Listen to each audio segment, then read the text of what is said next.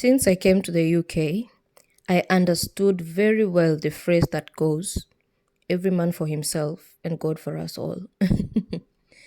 um, when you're faced with a problem, it's only natural for you to reach out. But when you're in the diaspora, it's very hard for you to get enough support. It's very hard to even get the support from your friends. It's hard to solve your problems. And that's when you realize it's just you and you alone against your problems. Compared to when you're at home, you can even reach out to your neighbor, to your friends, and they're able to come up with a solution of some sort, whether you're in the village, in the city, whichever.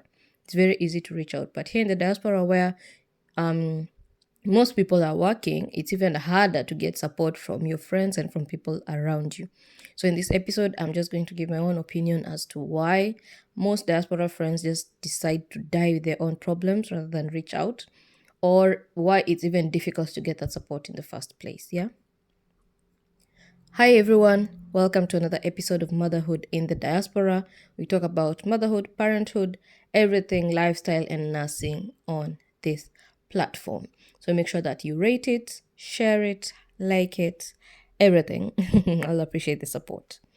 So as I had already mentioned, I being one of the diaspora people, I find it very hard to reach out to my friends because I know there's a huge possibility I might not be helped out. And one of the reasons is the circumstance as to which people are in this country. Let me explain that. So most of us are under a certain visa called a Tier 2 skilled worker visa. No, let me start from here. So let me explain that part. People, when they come to this country, they find themselves, maybe especially the single people, find themselves living maybe in shared accommodations or in studio apartments or even in houses where landlords do not accept children. So maybe in my situation, if something happens, maybe there's domestic abuse or something, and I need to get out of my house that I'm living with my partner and my child, I literally might not have anyone to call because, number one, some of my friends are living in those shared accommodations, and some landlords do not want to hear the term children in those places. Number two, people are very afraid to help you out in case it involves the police. You know very well, once you start recording statements, you start the lawyer process, you're eating someone else's time. They don't want to be your witnesses. They don't want to be involved in all that, you know. And the fact that this place, you are under a certain visa with the restriction, it's like you're walking on eggshells. Anything you do around your life, as long as you're under this visa, when it comes to applying for citizenship, it might deter you from getting that citizenship, you know. So as long as you are under that visa, most people try and stay away from problems. So it's not that they don't want to help you, but they're just wondering, even if I host you here, what if my landlord strucks me out of this place tomorrow because I've been reported to bring a child into this place, yet I signed a contract and said I don't want a child, you know. Even for the single people or even people in families who are living in apartments or houses where children are involved, when you sign a contract, you usually say, I'm living here with me, my partner, and 4 kids. If you introduce someone else, you're breaching the contract, and the landlord can actually tell you to leave immediately. So you see, these people don't want to be homeless just because they help me out. Compare this to at home. If I call my friend, I'm like, yo, I need a place to sleep right now. They might send an Uber or I might just go there. It does not matter where they live. They may actually be living under a grass-thatched roof and will sleep. They might be living in one of the most flashiest estates. I might go there. I might stay for as long as I want, you know. So sometimes, even if friends really want to help you, the situations that they are under deters them from really helping you. Good thing is the UK has some sort of help, but visa restrictions, once again, they do not allow you to access public funds, public stuff. They don't allow you to access some of these benefits. So if you're a citizen, there's a high chance that you can call and say, hi, citizens advice, I'm undergoing domestic abuse, please help me out. There's a way that they can actually put you under some government benefits, you and your child, and make sure you get a house that is free from the council. But you being under a visa sponsorship, there is a very high chance you might not be able to get that kind of help from the government, because when you came, You came knowing very well that you are not eligible for public funds or any public help from the government. And that's where you realize that you are on your own. Number two is something I want to call unstable friendships. Now, remember, by the time you are coming to, let me say me, by the time I'm coming to the UK, I'm already an adult. And there's a very high chance I may not be able to make friends that we have history with. Compared to at home, there are people whom we've been raised together for the past 20 years. There are people whom we've gone to high school together, primary school together. We've met in campus. We're very good friends. And if I call them in the middle of the night, they will show up. But here, I've only been here for less than 2 years. And the friendships that I've made are adulthood kind of friendships where it's either business or work or just colleagues. These are not people whom we have history with. These are not people that I'm comfortable letting them in my problems. Even if I meet a very good friend and I share the problems with them, they might not be in a place where they feel we are that good for them to even help me out in such situations. Don't get me wrong, there are people who have come to the UK and they have made very good friendships that are even better than the ones that they made at home. But for me, it's very hard for me to make friends.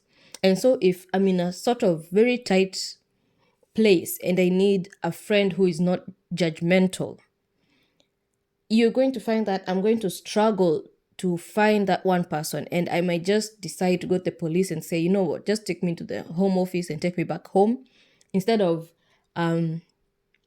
putting my problems out there so that I can be the next topic for someone to go and, talk about me. Because either way, we are not tight. We are just colleagues or we're friends who met at work, or we are friends by situation because we live in a certain region and we are sharing childcare. We are friends, but we are not that good friends. So you find these unstable relationships sort of making very hard for diaspora people to even seek out or even reach out. And it's quite sad because the friends might want to help you, but you, as the person in the problem, you might not feel comfortable sharing it with them, and vice versa as well. You might be in a position to share it, but the friend that's supposed to help you is not comfortable being involved in your problems. And this is normal.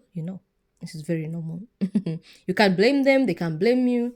It's just the situation that there is. So if you're able to form very good and tight friendships, you'll be in a very good position when your problem starts. Number three of why I think people find it very difficult to find support is the lack of family support.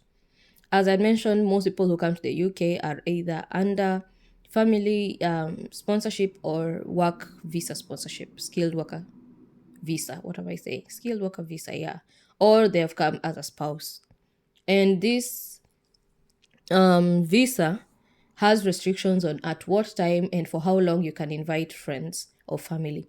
And even with that, there's a lot of process involved. There's a lot of money involved.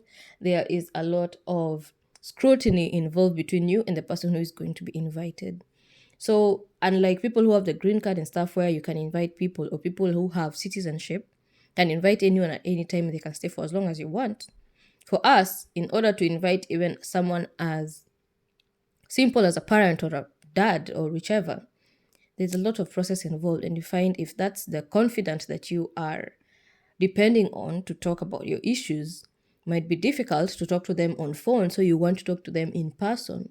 But bringing them over, it's too expensive. So you just decide to die with your own problems, especially if you don't have friends to disclose your issues to, and you're feeling like you're in a tight position where you don't know who to talk to, and the only person whom you'd like to talk to is on the other side of the world, and maybe sharing some things on phone is very harsh.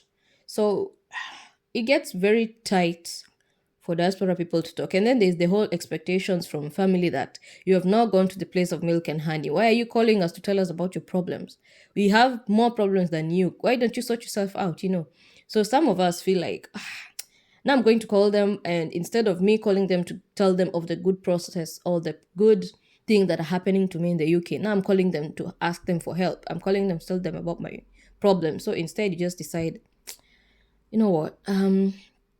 I'm just going to stay alone. I'm going to deal with my own issues. I'm going to let my issues eat me up until the day they die, and it's very dangerous. And that's why you find most diaspora people end up being very stressed, very depressed, have a lot of mental issues just because of the judgment involved and the lack of family support, brought about by the lack of having citizenship or even having proper family that you can actually trust to tell your problems to.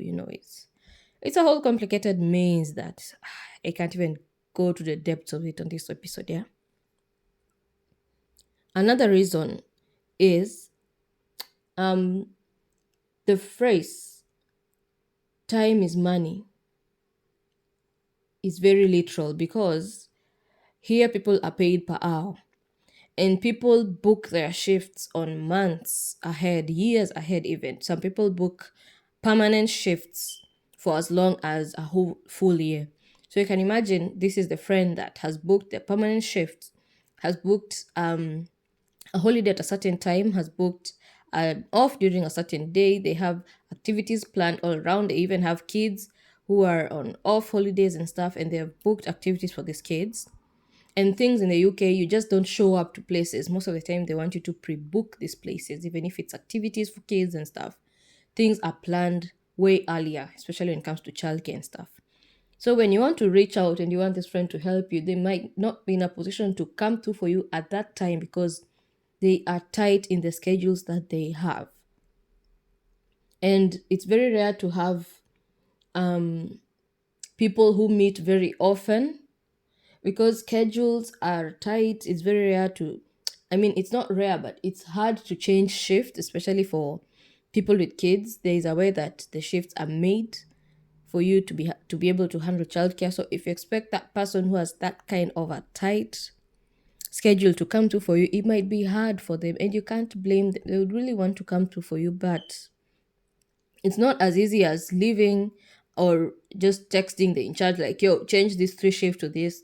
They may need to go sit down, seek approval, do this, try and see the staff ratio, you know. And for the people who have kids, they've already pre-planned their months, weeks ahead. So sometimes, even if someone wants to help you, the situations around them just become rough. And you have to understand, because it's adulthood, no one has the time for you anymore. People are trying to build themselves, and people are trying to build their own families. People are on a time limit because, time is ticking. We need to invest, we need to do this. And when you involve someone else in your problems, yet you have your own, what are you trying to do? Last but not least is black tax. You've heard this among diaspora people: black tax, black tax.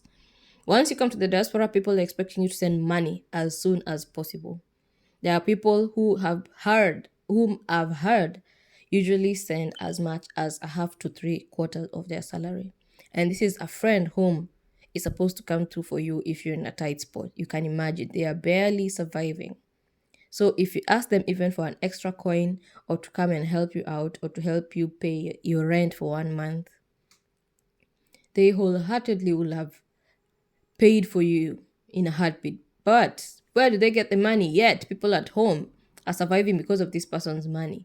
And diaspora people keep on being told to be very careful of the money they send at home, because at the end of 20 to 30 years, when they want to go home, the same people they've been sending money to might be the same people who are laughing at them like, you're coming home with what? What do you have?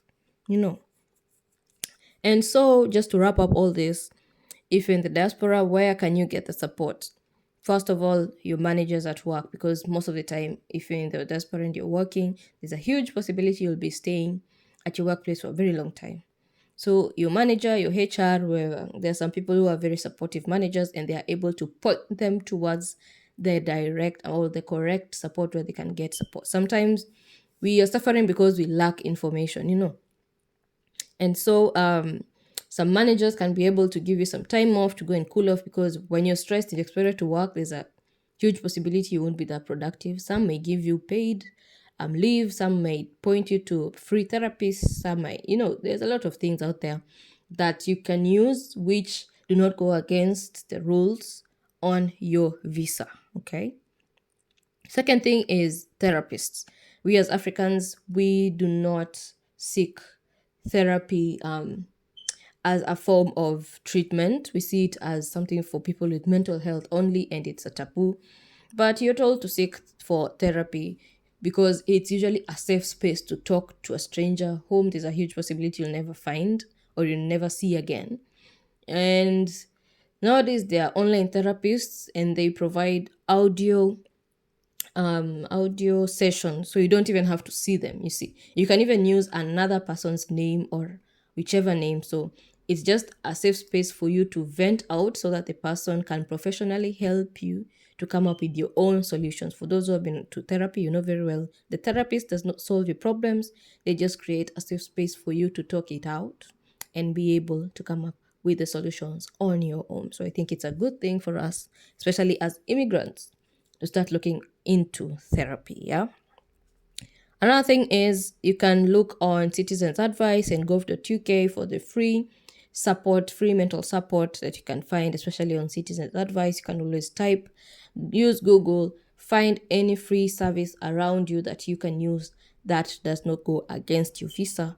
Find the support groups, find the community groups, find them all. Just type African group near me, therapy group near me, stuff like that, and you will always find them. Yeah. Last but not least, plan to see your people as much as possible. Sometimes just seeing your people might help in certain situations. You can always invite someone as soon as you feel, good. You can invite a friend, or you can even go home and visit them. You can go on a vacation. Find hobbies, find things that you can enjoy so that it can help to relieve your stress. Go for those aromatherapies, go for those massages, stuff like that. And we've come to the sorry. We've come to the end of this episode. I hope you've enjoyed. If you think there are more things that cause diaspora people not to have the enough support, kindly comment, kindly share. You can find me on all social media platforms at The Paulette. I'm on YouTube as Motherhood in the Diaspora. Thank you for the support. Keep on watching, keep on listening, and let's meet on the next episode.